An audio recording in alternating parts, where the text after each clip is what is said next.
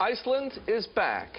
Remember, every one of its banks failed back in 2008. The country has since rebuilt its financial system and its economy, but the road to recovery remains long. Iceland is still grappling with capital controls and angry foreign creditors who were not made whole in that banking collapse. Plus, it is grappling with its future in global trade, and the battle over the Arctic. With us now to discuss all of it is Icelandic President Olafur Grimsson. Mr. President, thank you for spending time with us here on Market Makers. It's a great pleasure to be with you. I'm not quite sure where to begin. Let's talk about the Arctic. You have made efforts to bring China into this conversation. Well, not only I, because at the last meeting of the Arctic Council, China, India, Japan, South Korea, Singapore, in addition to Germany, France, and the United Kingdom, are all now sitting in one way or another together with the US and Russia and the rest of us at the Arctic table. But do you feel as though you share, when it comes to an interest in the Arctic, it's pretty easy to see why Iceland has an interest in the Arctic. You're not particularly far away. China, a little harder. Why do you share? Do you feel as though you share interest in China in the Arctic? There are two fundamental economic interests. Why the Arctic is fast becoming the new economic playing field of the 21st century. One is that the Arctic is one of the richest regions in the world in terms of mineral, oil, gas, rare metals, as well as clean energy and fisheries. And the second reason is with the melting of the Arctic sea ice, we are now seeing already a new sea route, the northern sea route, shortening the distance between Asia and the US and Asia and Europe by 40%, meaning that for 3 or 4 months of the year, you don't have to go through the Suez Canal.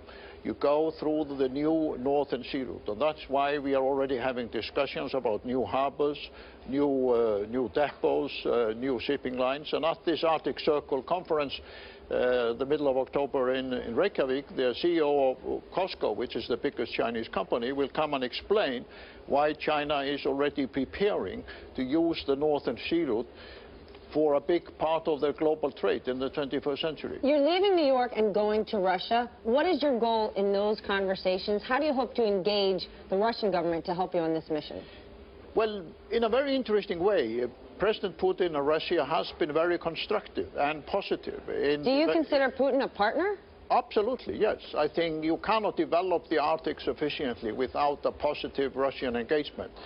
And although I know in the discussion here in the US is somewhat different, the fact of the matter is in the last 5 years, Putin and Russia has been very constructive. So I'm going to Russia from here on Sunday night for a meeting with Putin and other Russian experts up in Saligard to plan out how the Arctic development will respect the environment, will be based on science and knowledge.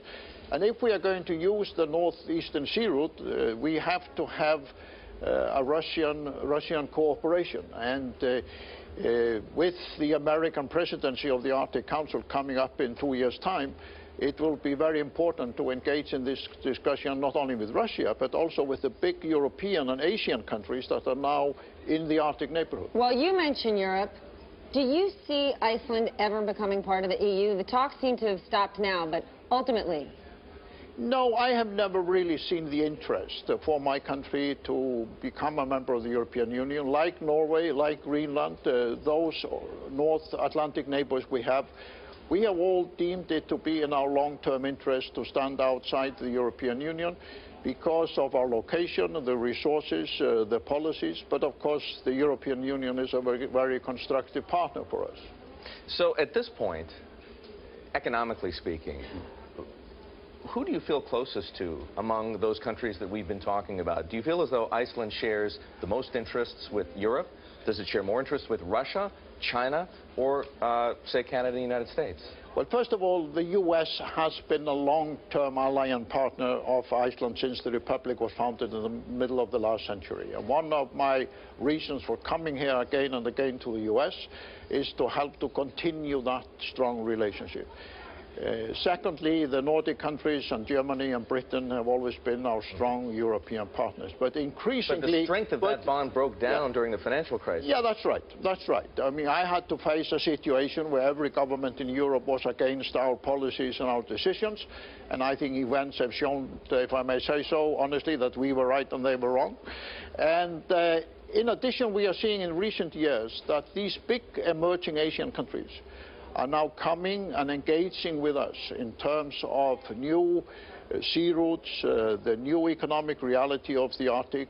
We are having fascinating discussions with Singapore, for example, about this new global shipping in the Arctic. Because once the Suez Canal is no longer the main venue, Singapore also wants to have a part of the new Arctic shipping. Well, you were right while other countries were wrong. What about creditors right now? Creditors who are owed money from Icelandic banks, when can they expect to get paid? Oh, they are being paid. Of course, if you take the 3 Icelandic main banks, they are all getting what they got, the depositors and so on. Those who speculated with their money in the market have to face this is a capitalistic system, like here, like there, and if you play that game, you also take risks.